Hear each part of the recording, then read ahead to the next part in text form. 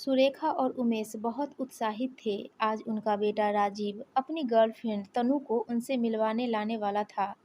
राजीव से 4 साल छोटी बहन नेहा अभी पढ़ रही थी। राजीव बैंक मैनेजर था। आधुनिक सोच वाले सुरेखा और उमेश को राजीव की पसंद की विजातीय लड़की को अपनी बहू बनाने में कोई आपत्ति न थी।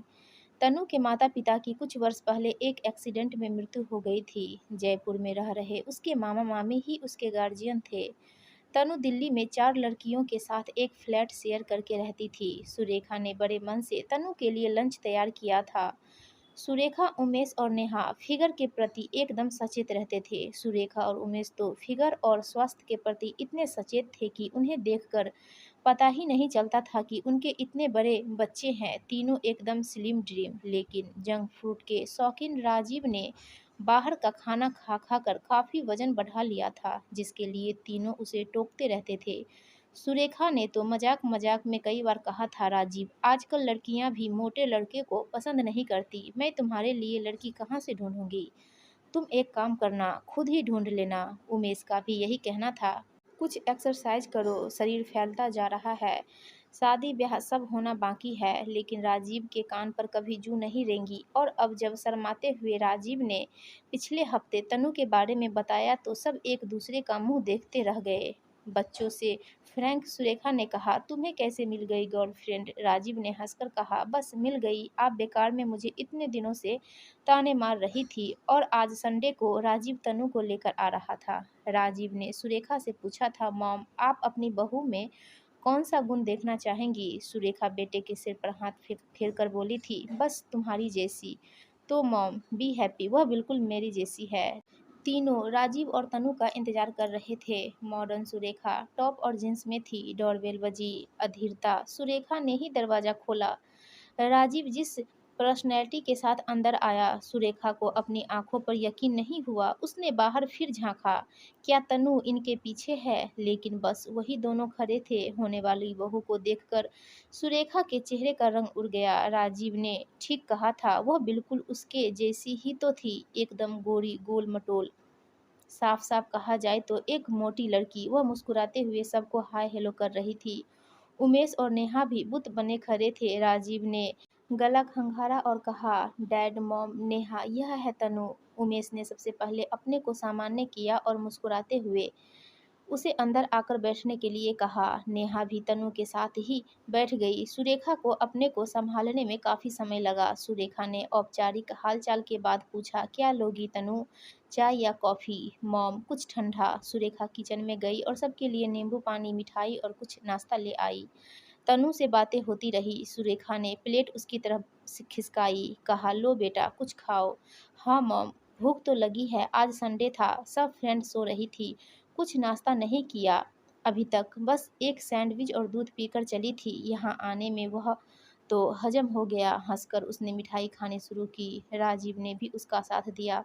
उमेश और सुरेखा की नजरें मिली। उमेश आंखों आंखों में ही हंस दिए। नाश्ता खत्म होने तक तनु सबसे खुल चुकी थी। खुलकर हंस बोल रही थी। घर में एक रौनक सी थी। नेहा तनु को पूरा फ्लैट दिखाकर अपने रूम में बैठाकर बातें करने लगी। मूवी, म्यूजिक, कॉलेज, ऑफिस की खूब बातें होती रही। सुरेखा लंच की तैयारी के लिए किचन में गई तो तनु भी आ गई। मॉम, कुछ हेल्प करूँ? नहीं नहीं, तुम बैठो। मॉम, मिलकर करते हैं ना।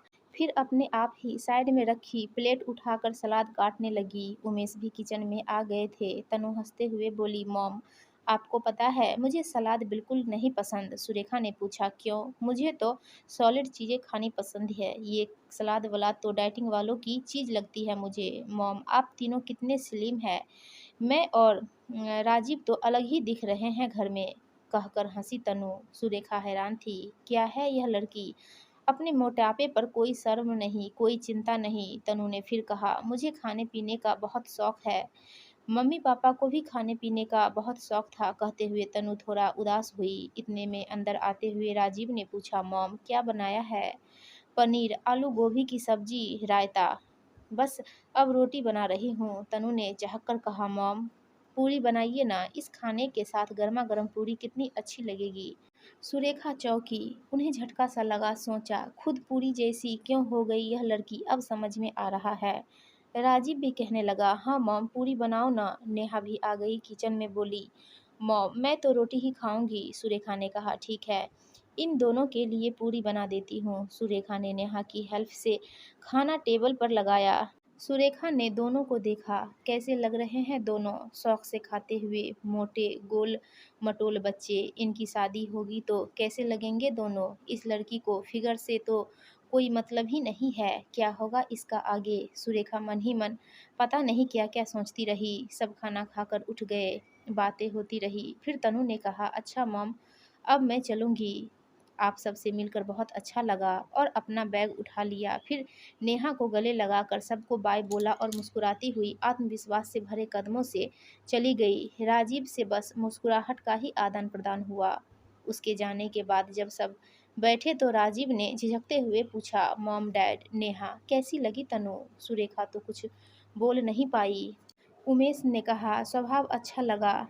नेहा राजीव को छेड़ते हुए हंसकर बोली, भैया जैसा नाम है वैसा ही तन है, मुझे तो अच्छी लगी। सुरेखा चुप थी। राजीव ने कहा, आप तो कुछ बोलो मॉम। सुरेखा ने एक ठंडी सांस भरकर कहा, तुम्हें पसंद है ना, बस मेरे लिए यही महत्वपूर्ण है कि तुम खुश हो। अब शादी कब करनी है बताओ, इसके मामा मामी से फ़ोन पर बात कर लेती हूँ। राजीव ने जींस की जेब से झट से एक पेपर निकाल कर दिया, कहा, यह है उसके मामा का फ़ोन नंबर। उमेश को हंसी आ गई, वाह बेटा बहुत जल्दी है शादी की। फिर सब अपने अपने रूम में थोड़ा आराम करने चले गए। उमेश ने बगल में लेटी सुरेखा से पूछा, क्या हुआ, पसंद नहीं आई तनु। जानता हूँ क्यों, तुम्हें बेडॉल फिगर पसंद नहीं है ना। राजीव भी तो स्लिम ड्रीम नहीं है, कुछ तो बोलो सुरेखा, चुप क्यों हो इतनी। रोआसी हो गई सुरेखा। क्या सोचा था, क्या हो गया, हमेशा एक फिगर कॉन्शस स्मार्ट सी बहू का सपना देखती आई हूँ। मेरी सहेलियाँ फिटनेस के प्रति मेरा शौक देखकर कहती है, सुरेखा तुम तो जरूर एक मॉडल जैसी बहू लाओगी ढूंढकर। मैंने भी गर्व से हाँ में गर्दन हिलाई है हमेशा। इस उम्र में भी मैं फिगर का इतना ध्यान रखती हूँ, और यह लड़की तो जैसे फिटनेस और फिगर जैसे शब्द ही नहीं जानती, और उस पर कितने गर्व से बता रही थी कि उसे खाने पीने का शौक है। मैं तो राजीव के मोटापे पर गुस्सा होती थी, और अब बहू भी मोटी, मेरी सहेलियाँ मेरा कितना मजाक उड़ाएगी। कहते कहते उनका मुंह लटक गया। उमेश ने शांत और प्यार भरे स्वर में कहा, अरे प्यार से समझाएंगे तो ध्यान रखना सीख जाएगी सेहत का। न माँ बाप है न भाई बहन, अकेली जी रही है, हमारे साथ रहेगी तो प्यार से धीरे धीरे सब सिखा देंगे। तुम दिल छोटा मत करो, स्वभाव अच्छा है उसका बस। दिन बीत रहे थे। दिन में एक बार तो तनु सुरेखा को जरूर फ़ोन करती, हाल चाल पूछती, सुरेखा को अच्छा लगता। उमेश ने तनु के मामा मोहन से दोनों के विवाह के बारे में बात कर ली थी, किसी पंडित से। दोनों की कुंडली मिलाने के अंधविश्वास में उमेश और सुरेखा बिल्कुल नहीं पड़े। उनकी सिंपल सी सोच थी, उनके बेटे को तनु पसंद है बस। तनु का स्वभाव तो सबको अच्छा लगा ही था, बस सुरेखा को जैसी स्लिम बहू चाहिए थी। तनु उस कसौटी पर खरी नहीं उतरी थी। यही बात सुरेखा को कचोटती थी कि उसकी सहेलियां तनु को देखकर जरूर मजाक उड़ाएगी। अच्छी तरह जानती थी वह अपनी सभी सहेलियों को। 20 दिन बाद सगाई का समय रखा गया।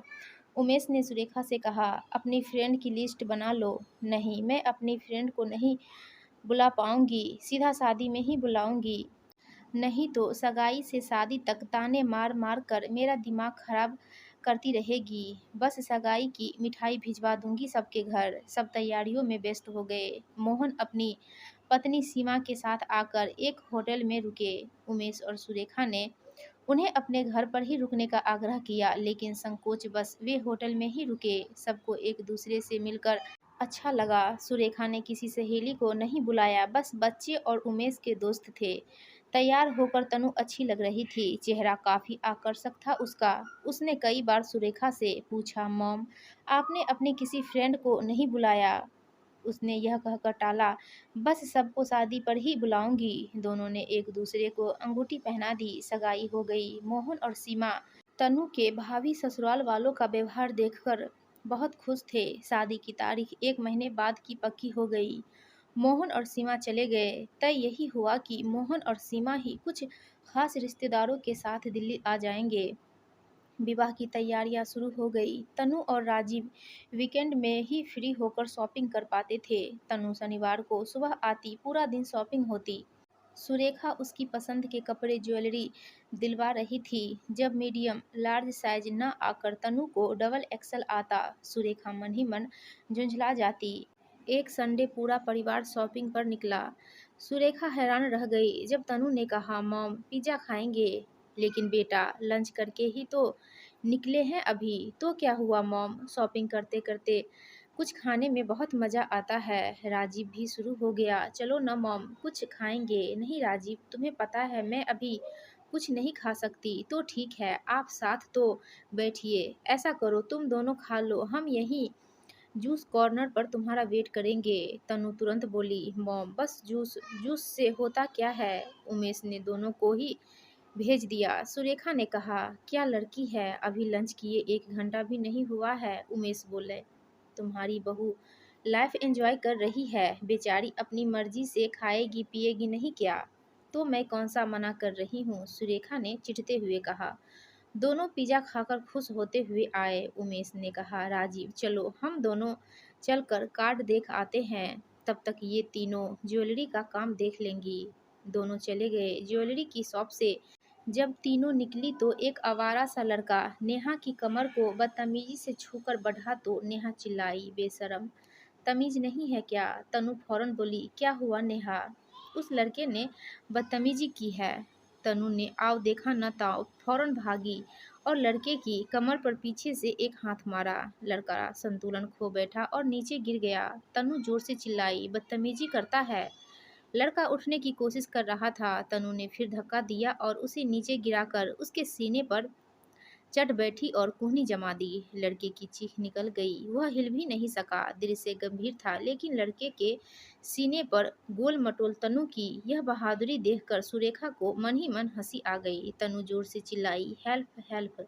तुरंत लोग इकट्ठे हो गए। तनु की बात सुनकर लड़के को पीटने लगे। एक पुलिस वाला भी आ गया और लड़के को 2 डंडे लगाकर जीप में बिठा लिया। पूरे प्रकरण में सुरेखा और नेहा हक्की बक्की खड़ी थी। देखते ही देखते तनु ने जो किया था, दोनों को अपनी आंखों पर यकीन नहीं हो रहा था। तनु को शाबाशी देते हुए लोग आजकल लड़कों की बढ़ती बदतमीजी पर बात करते हुए इधर उधर हो गए। सुरेखा ने देखा, किसी की नज़रों में तनु के लिए उपहास नहीं था, सबकी नज़रों में उसके लिए तारीफ थी। तनु ने सुरेखा को जैसे सपने से जगाया, मॉम ठीक किया ना। सुरेखा उसके कंधे पर हाथ रखकर इतना ही बोल पाई, वेल डन तनु, शाबाश। नेहा तो तनु से सड़क पर ही चिपट गई। आप कितनी स्ट्रांग हो, वह तो मुझे देखकर ही पता चलता है, कहकर तनु हंस दी। इतने में उमेश और राजीव भी आ गए। गाड़ी में बैठकर नेहा ने उन्हें पूरा किस्सा सुनाया तो वे हैरान रह गए। उमेश ने भी कहा, वेल डन तनु। राजीव ने हंसकर उसे छेड़ा, बेचारा लड़का। सब हंस पड़े। सुरेखा को तो आज इतना प्यार आ रहा था तनु पर कि उसका मन हो रहा था यहीं उसे गले लगा ले। लग रहा था बेकार में अपने मन को इतने दिनों से छोटा कर रखा है। वह जैसी है बहुत अच्छी है, मोटापे का क्या है। धीरे धीरे उसे प्यार से समझाकर सेहत के प्रति सजग बना देंगे। और वैसे राजीव को भी कहाँ रोक पाती है लापरवाही से। अब जैसा बेटा वैसी बहू है तो दुख किस बात का। अब वे शान से तनु को अपनी सहेलियों से मिलवाने के लिए उंगलियों पर शादी के बचे दिन गिन रही थी। आज पहली बार अपनी मोटी बहू पर उन्हें बहुत प्यार आ रहा था। दोस्तों, आपको ये कहानी अच्छी लगी हो तो प्लीज़ वीडियो को लाइक कीजिए और चैनल को सब्सक्राइब